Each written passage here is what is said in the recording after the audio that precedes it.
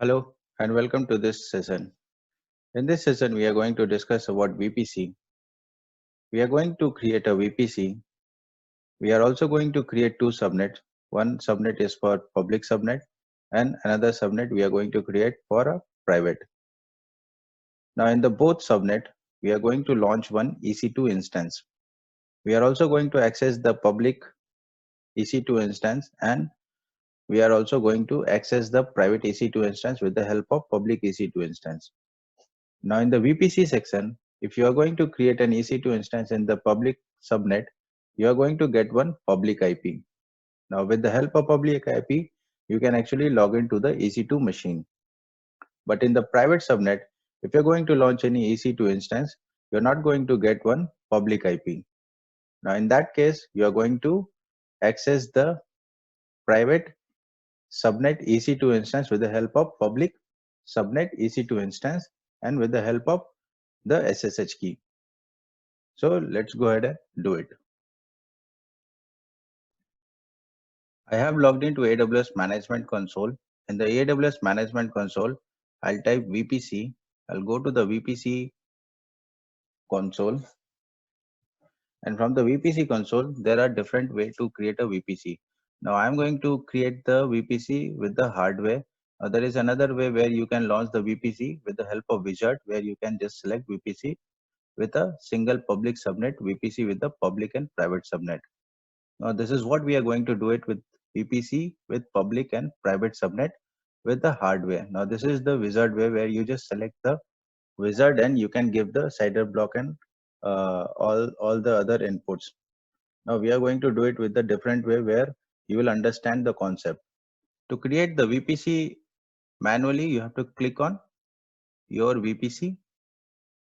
You just click on create VPC, give the name VPC, suggest cloud.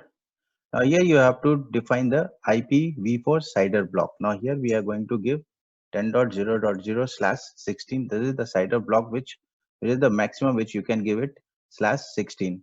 Now how many IPs which you are going to get with /16 is the rule is 32 minus 16. So this is what this is 16. 32 minus 16 which is 16 2 to the power 16. This is what you are going to get the IP in this VPC. Tenancy, I'll keep it as default. I'll go ahead and click on create. The VPC is created. Now you can see the VPC is created and the VPC ID you will get it. The state is available and this is the CIDR block. The diagram we have created the VPC. Now the IP, the CIDR range is slightly different in my demo. 10.100.0.0/16. I have given 10.0.0.0/16. Now I'm going to create a subnet. One subnet is for public subnet and another is a private subnet. VPC suggest cloud public. Now in this section you have to choose the VPC name. I'm going to give the VPC suggest cloud which we have just created. Now this is very important where you have to give the CIDR block 10.0.1.0/24. So this is the CIDR block which I am giving for VPC suggest cloud public subnet. I'll just add subnet here. Now in this section, how many IPs you are going to get is the rule is 32 minus 24, which is 8 2 to the power 8. This is what you are going to get the IPs. I'll go ahead and create the public subnet. Now the public subnet is created. I'll create VPC suggest cloud and 10.0.2.0/24. I'll click on create. So now we have two subnets already created.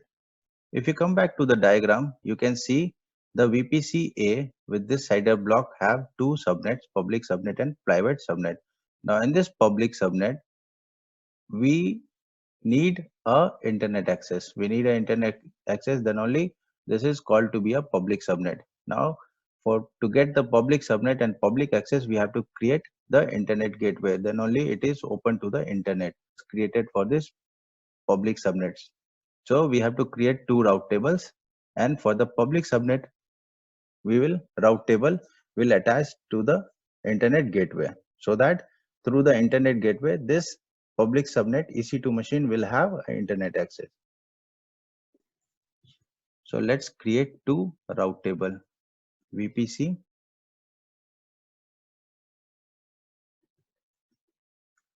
suggest cloud route table public, and I'll attach this to a VPC which we have just created.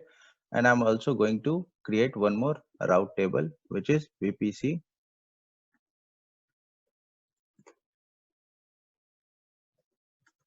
private, and I'll attach the same VPC suggest cloud. Now in the route table which we have just launched a public, now we have to edit the routes. Now this route will give the access to the internet. Now here locally we will not give. For that we have to create an internet gateway. Now through the internet gateway we will give the internet access. So IGW suggest cloud, I will attach the VPC, attach a VPC to this route table. So this VPC is attached to the route table. Now we'll go to the route table, and for the public route table, we'll click on routes and we'll give access to the internet. So this destination is 0.0.0/0/0. That means you are giving all access, all internet access. Destination is all. It will go everywhere with the help of internet gateway. So this is what the internet gateway. And we'll add the subnet association. So which subnet will have public access? So which subnet will have internet access? This public subnet will have the internet access through internet gateway. Our setup is done. We are going to launch a EC2 instance. I am on the EC2 console. I'll click on running instance and I'll launch one EC2 instance. I'll click on launch instance. I'll select the AMI, Amazon Linux 2 AMI, HVM SSD volume type, and I'll click on general purpose, which is T2 micro, which is free tier eligible. I'll click on next, configure instance. Now here you have to select the VPC which we have just created, and since we are going to give the internet access, so we are going to select the public subnet. Now we know that this public subnet is having internet access with the help of internet gateway. That's why we are going to select the public subnet, and then we'll auto assign public IP. So we are going to say yes, assign a public IP. Now with the public IP only we are going to access the EC2 machine. Now here we are going to add a storage. I'll keep it the default. I'll add a name VPC suggest cloud public EC2 machine. I'll configure the security group. Either you can select a default security group or you can create your own security group. Now I am going to create a security group with the name of SSH web. Now this SSH web will have a SSH access to port 22, and either you can give anywhere. So from anywhere, who will be having the IP of the EC2 instance can access it, or you can give it to the my IP. You can also add HTTP to your IP. So you can do a SSH and you can also access the internet using that EC2 machine. I'll give and say launch. Now here you have to select an existing key pair. I already have a key pair, so I'm going to add the existing key pair. If you don't have the key pair, you can always go ahead and create a new key pair. So one EC2 instance is getting launched. Meanwhile, I'm going to launch one more EC2 instance, but this EC2 instance I'm going to launch in the private subnet. So I'm going to select the same free tier. Here I'm going to give the subnet private subnet. Now I'm not going to add the auto assign public IP because I want to keep it a private. I'll add the tag name VPC suggest cloud private EC2 machine and launch the instance.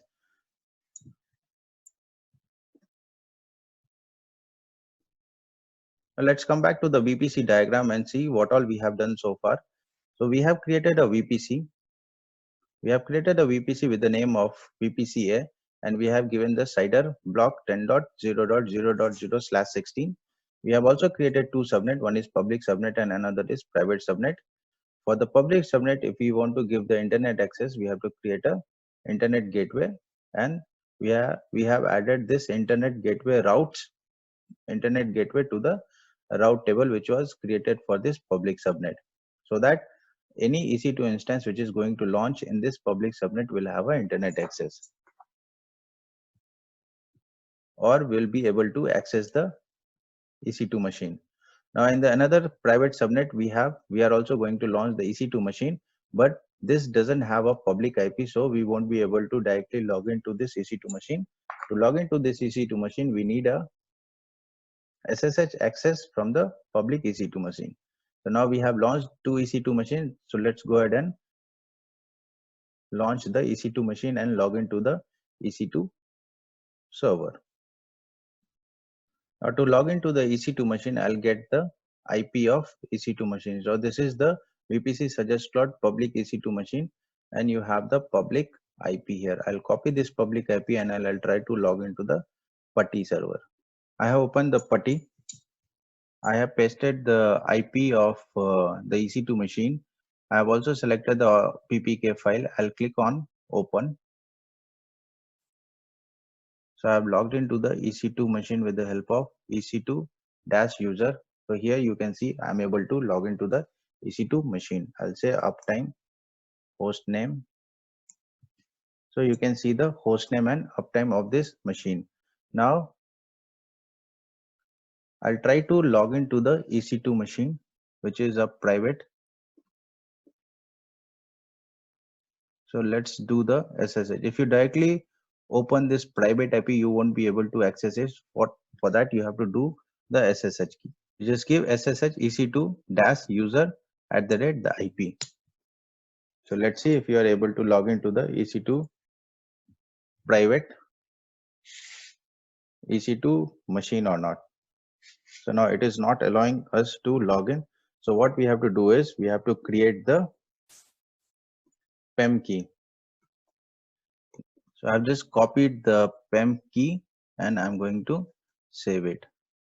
I'll give access 400 to this file, and now I'll try to access the another machine with the help of SSH -I and then PEM key, and then I'll give EC2-user at the IP.